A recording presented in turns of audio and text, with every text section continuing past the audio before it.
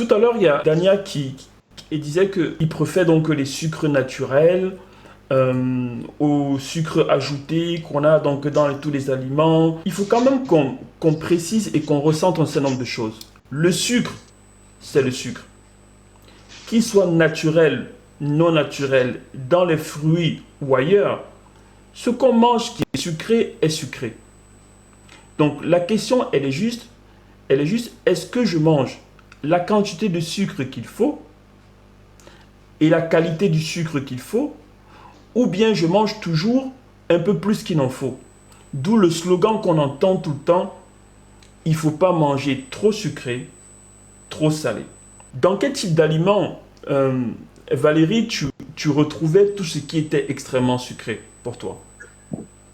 Donc, mon expérience, euh, moi, avant, j'avais une misconception de sucré. Pour moi, sucré, c'était les gâteaux, les chocolats et quoi, les jus et tout. Et la seule boisson que je prenais qui était sucrée, c'était le Gatorade, les boissons énergétiques. C'est parce que je les prenais juste après la gym, après que je sois sorti de la gym. Je prenais deux ou trois et tout. Mais ces boissons sont extrêmement sucrées. Je ne regardais pas la quantité. Après que j'ai eu cette expérience, j'ai commencé à voir qu'il y a du sucre partout. Partout, sur tous les aliments que je consommais, il y avait du sucre. Et en grosse quantité. Et, donc, et je parlais à Jean-Louis hier, au Cameroun, quand on grandissait au Cameroun, on mangeait les beignets, on mangeait tous ces trucs-là. Mais on ne se rendait pas compte que, oh là là, ça a plein de calories et tout. Moi, je mangeais du pain. Le pain, on mangeait la baguette, on mangeait tout le temps. Moi, j'ai juste vu que, après mon expérience, que le pain a beaucoup de sucre et aussi du carbone hydrate, carbohydrate. Il y a beaucoup sur le pain et le riz, les pâtes et tout, il y a beaucoup de sucre. Donc, Ça, ça, c'était quelque chose pour venir à ce que Nikita et Aurélie disaient. oui, C'était ça m'a ouvert les yeux. donc ça me ramène donc vers nos deux spécialistes donc de la nutrition. Le mot régime revient souvent. Que signifie faire un régime? Aurélie, du point de vue donc de la diététicienne, de celle qui dit il faut qu'on arrange la manière de manger. Qu'est-ce qu'il faut comprendre dans le mot régime, Aurélie? Quand on parle de régime, hein, pour faire simple, il s'agit de réguler, d'accord? De mettre le patient sous un certain canevas. Et pour cela, il faudrait tenir compte de son environnement, de son âge, ses pathologies, le stress qu'il vit au quotidien, les ruptures amoureuses. Parce que, voyez-vous, l'histoire du poids, chaque personne a son histoire et il faut tenir compte de tout cela.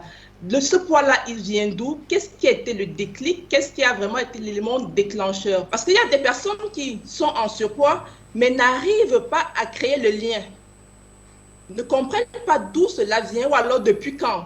En consultation, c'est quand on pose la question, ils commencent à chercher. Et c'est pourquoi il est toujours important d'avoir cet échange-là avec le patient pour le comprendre, pour entrer dans son environnement, pour savoir depuis quand il a ce poids, de comment lui déjà, il perçoit cela.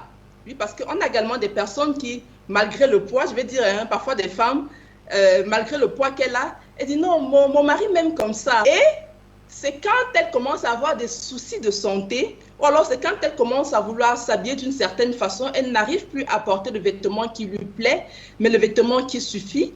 Et à ce moment-là, ça commence à bien faire. Elle se dit, OK, il faudrait que je fasse un régime. Alors, quand on a en face de nous des patients, régime, ce n'est pas frustration, parce que ce qu'on pense, hein, quand on parle de régime, on voit directement la privation, on voit directement la frustration, que non, c'est tout simplement qu'on met le patient sous un certain canevas pour pouvoir l'amener à atteindre soit son objectif de perte de poids, soit alors d'être tout simplement en santé. Et donc, ce qu'il faut comprendre, que moi je résume ça, parce que ça c'est du point de vue de la nutritionniste. Du point de vue de nous, médecins, endocrinologues qui fait de la nutrition aussi, et c'est là où on se rejoint, on travaille beaucoup avec les nutritionnistes, où la première étape, c'est d'étudier les habitudes alimentaires de celui qui vient en face de nous. Il faut comprendre ses habitudes alimentaires. Et ceux qui ont été obèses avant, aujourd'hui, Dania tout à l'heure, Ricardo ou bien Valérie, le montrent très bien. Au moment où ils commencent à prendre conscience de comment est leur habitude alimentaire, d'essayer de comprendre, ils savent à quel endroit on peut commencer à changer. Et du point de vue donc du médecin, quand on fait la consultation donc nutrition avec nos patients qui veulent perdre du poids, on étudie principalement les moments de la journée où, soit en termes de quantité, soit en termes de qualité, les apports nutritionnels dépassent totalement les besoins réels. Et donc là, les trois de tout à l'heure, donc Dania, Ricardo et Valérie, l'ont très bien dit, pas avec les thèmes scientifiques, mais nous, en thèmes scientifiques, on commence à l'étudier et on sort les mots comme calories. On sort les mots comme portion. Pour dire la quantité que vous mangez, il faut différencier, et ça Ricardo l'a très bien dit, entre ce dont on a besoin et ce dont on a envie. Et quand on fait la différence des deux, on arrive maintenant sur la qualité. Ce dont j'ai besoin en termes de qualité et ce dont j'ai besoin en termes de quantité. Et donc, directement, dès qu'on parle de la qualité de la nutrition, on va forcément vers la nutrithérapeute. Qui me dit, Nikita, les gens disent, je dois faire le régime, mais je ne sais pas quoi manger. Qu'est-ce qu'il faut que je mange? Comment est-ce qu'il faut que j'organise ça? Qu'est-ce qui est sain pour mon organisme et qu'est-ce qui n'est pas sain? Dans ton approche, avec donc ce que tu reçois, comment est-ce que tu organises cela? D'accord. Alors, déjà, ce qu'il faut savoir en nutrithérapie, c'est que un principe fondamental en nutrithérapie, c'est qu'une calorie n'est pas une calorie. C'est-à-dire que l'effet sur l'organisme de 100 calories de frites de pommes, ce n'est pas le même effet que 100 calories de pommes de France, par exemple. Donc, il ne s'agit pas, nous ne travaillons pas vraiment, comme on a dit tout à l'heure, à la quantité, aux portions et en tant que telle. C'est-à-dire que je ne vais pas forcément demander à quelqu'un de mesurer une portion de ceci dans son assiette et puis deux portions de cela et tout. Non, pas vraiment. Quand nous sommes en train de rééquilibrer, étant donné que j'apporte vraiment de la qualité, à ce moment-là, la quantité n'a plus vraiment d'importance parce que je suis dans un rééquilibre qualitatif en quelque sorte. Alors, je ne vais pas trop miser sur la quantité, je vais plutôt miser sur l'élimination temporaire d'un certain type d'aliments. C'est-à-dire que je pourrais, par exemple, dans un premier temps, éliminer, après avoir recueilli les renseignements sur la personne et son environnement, comme disait Aurélie tout à l'heure, on pourra, par exemple, éliminer d'abord certains aliments qui peuvent être inflammatoires à ce moment-là, tels que, par exemple, les produits laitiers, les produits transformés, les produits industrialisés, et mettre sur pied un régime d'élimination naturelle en incluant des aliments riches et vivants dont je parlais tout à l'heure. À ce moment-là, les portions n'ont plus vraiment d'importance. Il n'y aura pas de portions. On pourra manger à sa faim tant qu'on mange de ce qui est prescrit à ce moment-là. Donc c'est la précision que je voulais apporter. Oui. C'est quand même assez intéressant parce que donc, la nutrithérapie et notre approche, nous, de médecins dans la nutrition ou bien des nutritionnistes, en même temps, on se rapproche de ce que tu dis, mais en même temps, on est un peu loin. Pourquoi? Parce que nous, en termes de... La qualité ne suffit pas, à régler la quantité. C'est-à-dire que même si on prend une somme d'éléments sains qui sont très bien, le fait de devoir augmenter en quantité ces éléments-là va faire à ce que l'élimination ne va pas être forcément si rapide et dont le surplus peut générer la prise de poids. Mais comme il n'y a pas de science exacte, moi je dis ça parce que ça c'est une approche qui est tout à fait médicale qui a des bases. Celle de la nutrithérapie aussi a aussi ses bases qui sont très justifiées. Et c'est ça qui fait donc toute la passion et toute la compréhension et toute la difficulté en même temps qu'il y a à dire que tous les obèses ne peuvent pas être pris en charge de la même manière. Voilà. Je vais vers Ricardo. Ricardo, il a dit donc en préparation donc, de l'émission, il a changé drastiquement sa manière de manger. Qu'est-ce que tu as fait, Ricardo, dans la manière donc, de manger, après avoir écouté ce que la nutritionniste a dit? L'obésité est une pathologie du mode de vie. Dr. Michael Greger, qui a écrit le livre How Not to Diet, il dit qu'il y a 5 principales causes de l'obésité. La première, ce sont nos habitudes. Parce que l'humain se réveille pratiquement aux mêmes heures, fait la même chose le matin, fait pratiquement les mêmes choses au courant de la journée, mange quasiment de la même manière, presque quasiment les mêmes choses, traîne avec les mêmes personnes, se couche à la même heure. Semaine après semaine, mois après mois, année après année. Ça devient comme une routine. Donc ça, c'est pour les habitudes. La deuxième, c'est le cerveau. Parce que le cerveau résiste au changement. Parce que le changement nous met en inconfort. On a peur de la douleur, peur de l'inconnu. Le troisième facteur, c'est la flore intestinale. Il y a une autre notion, l'entourage. Ceux avec qui on traîne, ils nous influencent beaucoup. C'est difficile de se tenir seul. Et comme on a peur de l'exclusion sociale, on se laisse aussi dans certaines habitudes. Le dernier élément, c'est le stress. Parce qu'un vigile qui gagne 30 000 le mois, il ne va pas aller acheter un tas de brocolis. Pourtant, il peut s'acheter 4 paquets de pâtes à moins de 1000 francs et nourrir toute sa maisonnée. Donc, il y a le facteur économique qui joue. Au vu de tout ça, voici ce que j'ai changé dans ma vie. Je me couche tôt, je me réveille tôt, et quand je me réveille, je fais de l'exercice. Et puis, j'ai comblé mes déficiences nutritionnelles.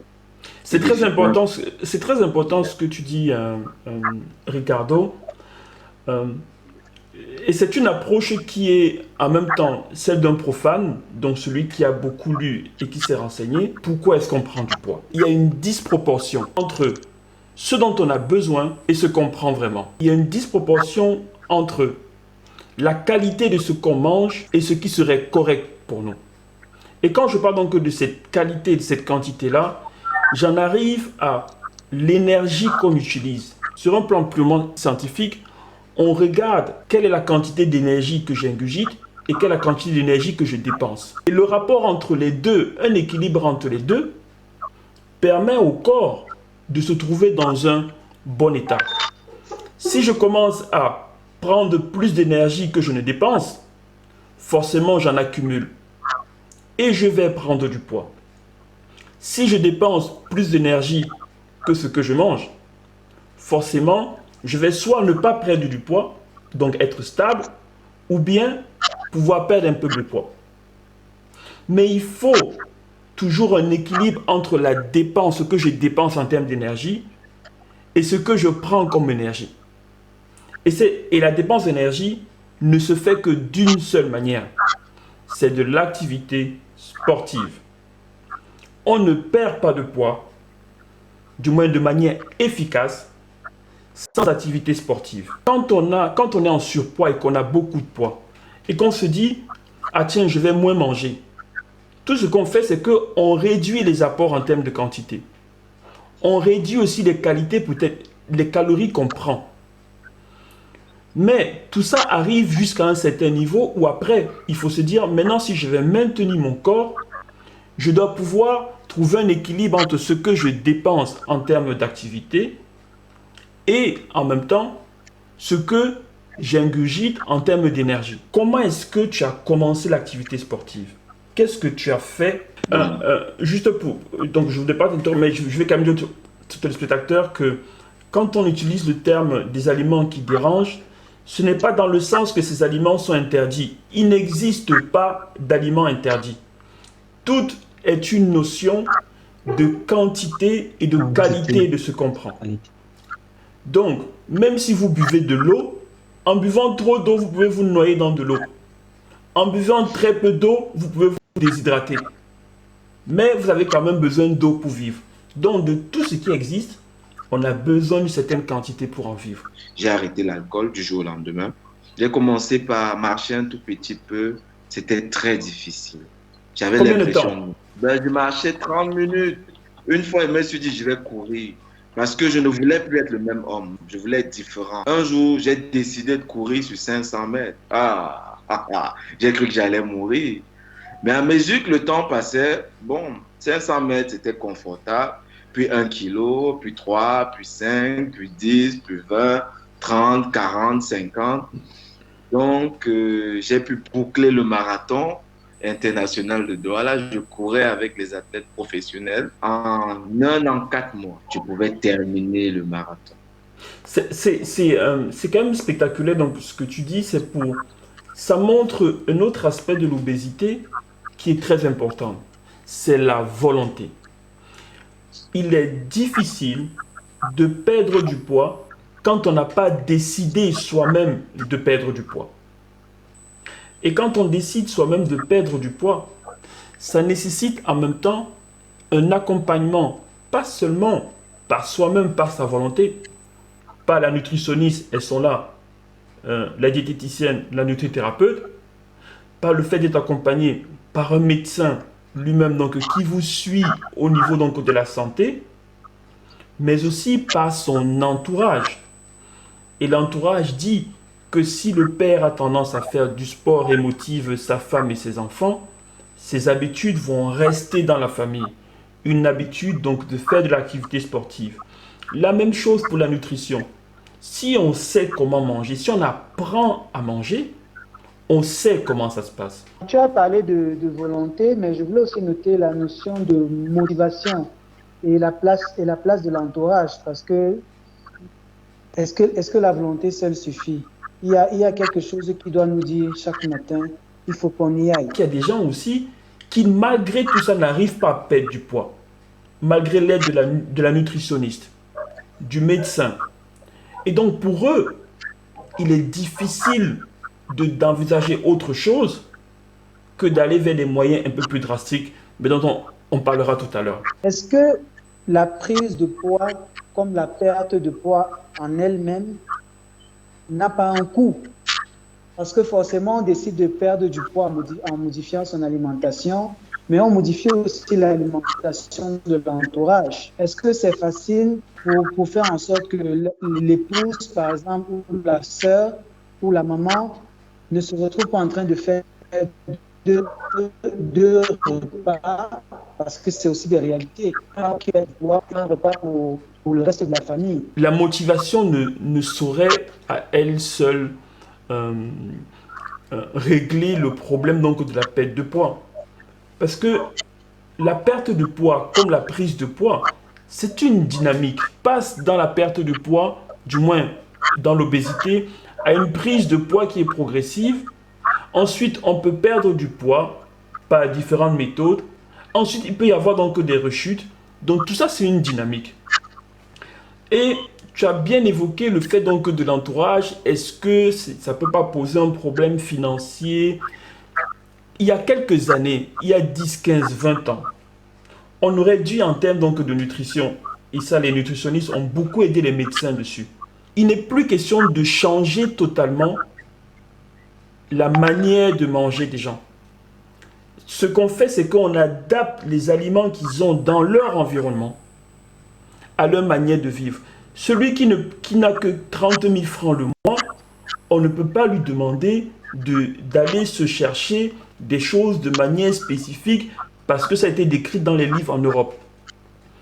Et ce qu'on a apprécié ces dernières années, donc, surtout donc, chez nos diététiciennes au Cameroun, c'est qu'elles ont fait un shift. Elles sont parties de l'idée de livres de nutrition qui étaient faits donc, avec des repas très européens vers quelque chose qui est devenu tout à fait très africain et très orienté sur ce qu'on a. Et donc, elles font ce qu'on appelle le réajustement. Elles vont vous écouter, vous, et elles vont vous aider à arranger ce que vous mangez. Ce qui est important, c'est de pouvoir orienter les gens, que les gens puissent s'exprimer. Parce que la consultation ou bien la discussion avec la nutritionniste ou bien la diététicienne, c'est un échange. Donc, il faut pouvoir dire à la nutritionniste, voici mon budget de nutrition, voici comment est-ce que je m'en sors en termes de nutrition et d'activité sportive. Qu'est-ce que tu as fait, Valérie? Donc, par exemple, je ne bois pas d'alcool, je n'ai jamais bu d'alcool. Tout ce que je prends maintenant, c'est du pain. Le pain, c'est juste des grains, des céréales et tout ça. Et maintenant, et comme Patrick Gould disait tantôt, toute la famille maintenant mange du pain, de céréales et tout. On a changé l'alimentation de toute la famille pour que ça ne se répète pas.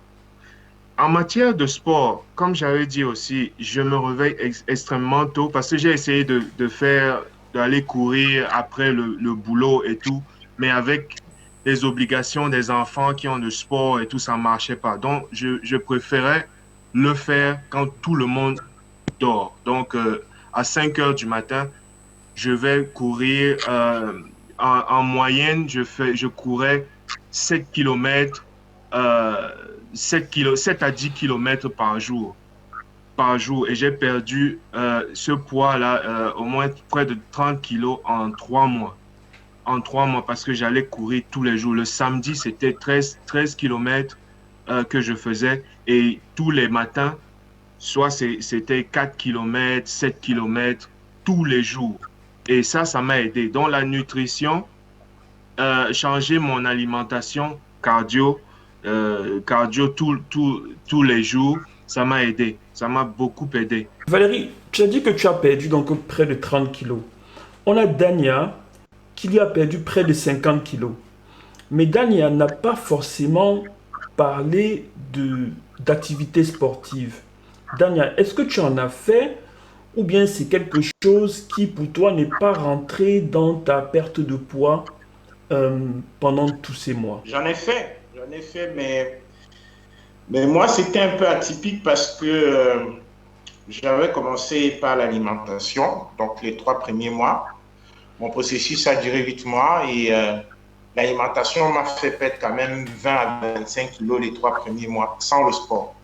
J'ai commencé à pratiquer du sport, mais en marchant, sans fournir d'efforts. Parce que moi, j'ai une cardite rhumatismale et j'ai une insuffisance cardiaque. Donc, ça faisait des années que j'allais mollo avec le sport, que j'ai toujours un problème avec le cardio, etc. Et donc, j'en ai discuté avec un médecin qui m'a dit « Lève-toi et marche ». J'aime beaucoup cette formule biblique. Je me suis offert un podomètre, qui est cette montre qui permet de mesurer quelques paramètres. Le nombre de pas, je pense que chacun de vous peut l'obtenir s'il peut. Et moi, je marchais sans faire d'effort. Je marchais surtout après le boulot, de mon lieu de service vers un point donné de Yaoundé. En fait, je faisais des itinéraires progressifs jusqu'au jour où j'ai fait exactement 15 km. Et ça, je faisais ça progressivement. D'abord tous les 2 jours, non, tous les 3 jours, après tous les 2 jours. Et puis, je suis allé sur une base quotidienne à partir du 4e, 5e mois de mon régime. Mais quand j'allais sur la balance, j'avais vraiment pas l'impression que ça changeait quelque chose parce que au fur et à mesure que je progressais dans mon régime, mon poids se stabilisait, donc je perdais de moins en moins. Les premiers mois, je perdais 5 à 6 kilos par semaine. Je marchais un peu plus et j'étais encore plus rigoureux dans l'alimentation. Donc mon corps commençait à avoir de la stabilité. Donc, je n'ai pas fait une activité physique forcée. Je faisais plus de la marche et j'ai continué à faire de la marche. Je ne cours pas, je n'ai jamais couru. Même après cette période de 8 mois, j'ai réduit le nombre de jours où je marchais, mais j'ai recommencé à jouer au foot parce que j'ai joué beaucoup au foot dans mon adolescence. Donc, c'est spécifiquement ce que j'ai fait. C'était beaucoup plus la marche. Et ça m'a aidé parce que j'avais la musique dans les oreilles, j'appréciais la ville, je m'écoutais et j'allais à mon rythme sans forcer. C'est un peu plus long parce que ça demande 2 à 3 heures de marche par jour pour faire 10 000 à 15 000 pas, mais c'est ce que je faisais. Ce que tu relèves, Dania, est très important. L'activité sportive est une activité qui est régulée dans le temps, c'est-à-dire c'est l'endurance qui permet de perdre du poids ou bien de maintenir un poids stable. Mais faire une activité sportive où pendant 10 minutes on court vite, après on est essoufflé et puis après on fait plus grand chose, ça ne vous permet pas de perdre du poids. Raison pour laquelle cette émission, elle est là pour dire comment perdre efficacement du poids. Qu'est-ce qui a bien marché chez vous, Dania? C'est le fait que, commençant à marcher au départ, même si vous marchez 30 minutes et que la marche ne produisait pas une dépense d'énergie, progressivement avec le temps, dans la durée, et ça toutes les études l'ont montré, après 35 à 45 minutes, on commence à avoir une dépense énergétique suffisante pour brûler du gras. C'est-à-dire que pour aller chercher le gras qui est sur le corps, pour le brûler. Par contre, quand on fait du sport, où c'est pendant 10-15 minutes, on fait quelque chose donc de très rapide, le corps ne va pas chercher la graisse. Il va chercher d'autres substances, notamment uniquement le sucre qui est disponible pour le brûler. Or, ce qu'on veut, c'est perdre du gras. De notre côté, Daniel a bien dit, un moment, au début, on perd beaucoup de kilos. Les kilos qu'il perd au début sont ceux qui sont les superflus, c'est-à-dire qu'il recommence à manger normalement. Et puis à un moment, ça se stabilise aussi. Pourquoi? Parce qu'il fait de l'activité sportive, il gagne en muscle. Maintenant, il y a ceux qui ne sont pas dans le cas ni de Ricardo, ni de Dania, ni de Valérie. Il y a ceux qui sont obèses et pour qui peut-être ont des situations médicales plus difficiles que celles de Ricardo, qui ne peuvent même pas marcher. Au moindre pas, ils sont essoufflés. Ils ne sont pas bien du tout. Et chez eux, l'obésité est vraiment un facteur de risque de morbidité, de mortalité. C'est-à-dire qu'en fait, l'obésité peut les tuer. Et donc, pour eux, la solution ne peut plus être forcément seulement de dire « allez faire le régime, vous revenez ». Et là, on peut se retourner vers le chirurgien. Donc, j'ai sur ce plateau avec moi, j'ai 2 chirurgiens que j'ai pu inviter. Il y a le docteur Alain Equeux, qui est en France, qui fait de la chirurgie bariatrique. Il y a le docteur Mbang aussi, donc, qui est chirurgien, qui est à l'hôpital général de Douala. Donc sur les réseaux sociaux, Ulrich, qu'est-ce qui se présente comme question pour nos panélistes? Je profite de l'occasion comme ça pour saluer le docteur Mbang, qui est chirurgien au CHU de Yaoundé.